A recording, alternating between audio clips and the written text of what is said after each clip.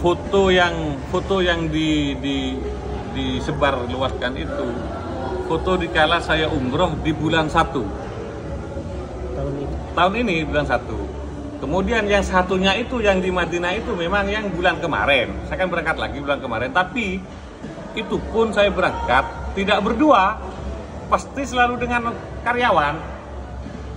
Nah, yang diunggah itu yang bulan 1 itu saya bersama keluarga besarnya, sama Pak Subay, sama besan saya, sama adiknya Alvin, kemudian sama anak saya yang bungsu yang Ayu.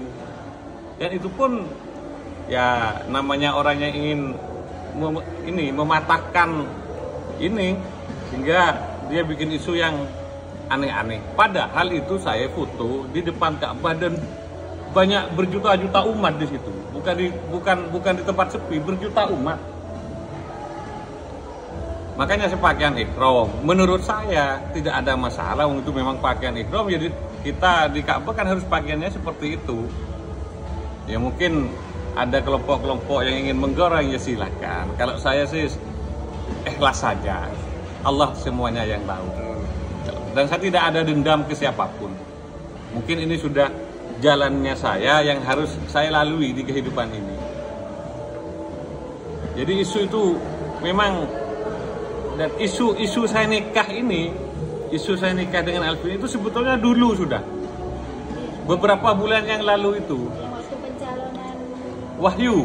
Nah, sempat saya somasi waktu itu, keluarkan somasi dari pengacara saya dan dimediasi. Ya saya akui apa adanya, saya ingin memoles anak saya kok.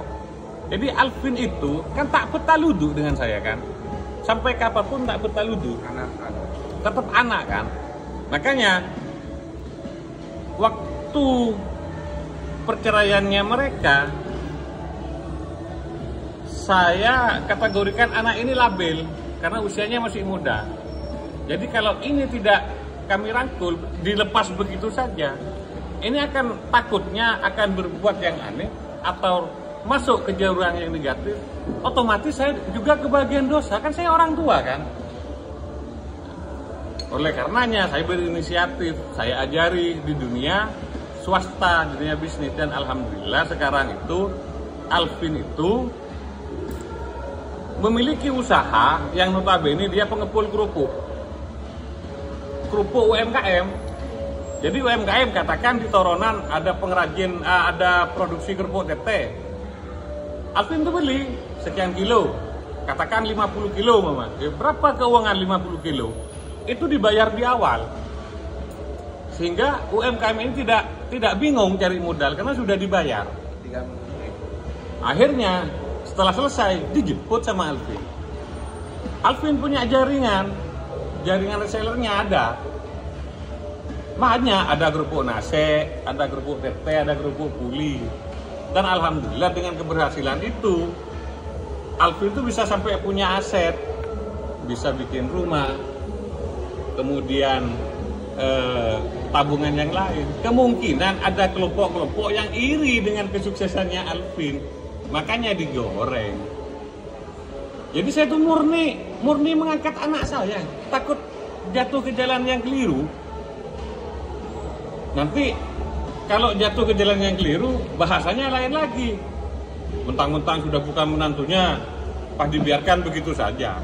Sekarang saya poles agar dia sukses, keliru lagi. Jadi saya berpikiran begini, orang Odi ya, salah apa?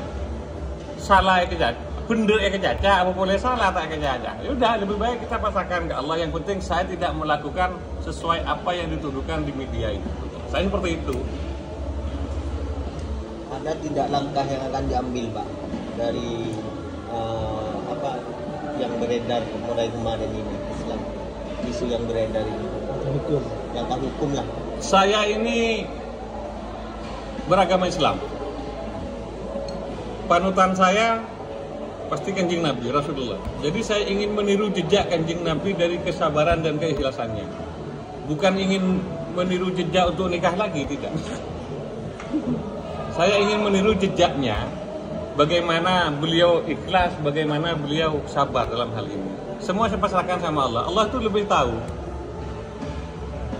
Pak Bambang sempat melakukan somasi nggak terhadap pemberitaan yang dinilai hoax oleh panjenengan beberapa media itu? Saya tidak pernah melakukan somasi, tapi alhamdulillah dari media itu datang ke saya ya minta maaf, ya ini dicabut linknya. Saya tidak pernah mensomasi, karena kalau saya masih mensomasi berarti saya kurang ikhlas menerima. Mengapa Pak Bambang melakukan hal demikian, ikhlas terhadap apapun yang menimpa hari ini? Apa yang menjadi motivasi besar? Karena saya yakin dengan keikhlasan dan kesabaran saya, Allah itu akan menaikkan derajat saya.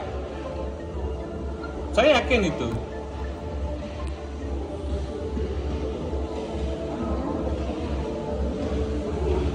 Jadi saya tidak mungkin yang aneh-aneh. Ya sudah, saya sudah jalannya seperti ini, saya terima. Mohon maaf Pak Bambang, ini bukan dalam rangka hal apapun, tapi benar ya, panjenengan ini hanya mempertegas tidak menikahi nantinya panjenengan ya. Iya. Jadi saya sekali lagi saya katakan, saya pertegas, hingga detik ini saya tidak pernah melakukan pernikahan dengan mantan menantu saya sesuai apa yang beredar di medsos. Saya tidak pernah melakukan hal itu.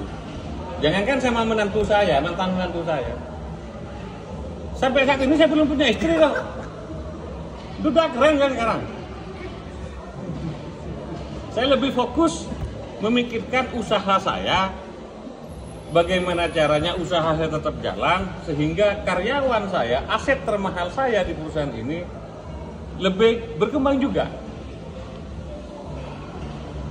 Iya, barusan dari Mas Asmi tanya kan, apakah akan menempuh jalur hukum? Jawabannya tidak, karena ingin mengikuti jejak Rasulullah yang ikhlas dan sabar.